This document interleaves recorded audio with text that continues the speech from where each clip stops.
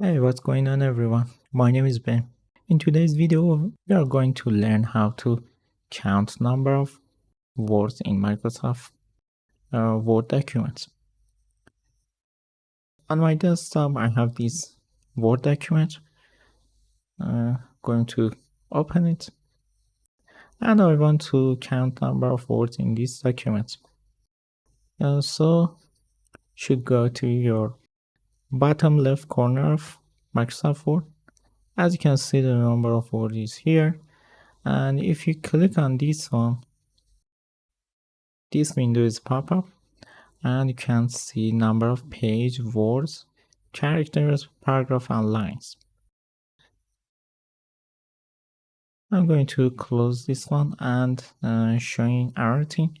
If you want to count number of words in a paragraph, should select your paragraph. As you can see, the number of words here is changing to 56.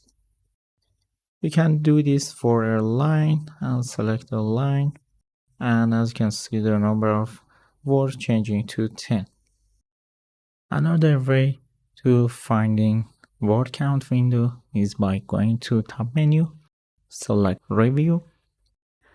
On the left side, select word count, and you can see the window. That's it, guys.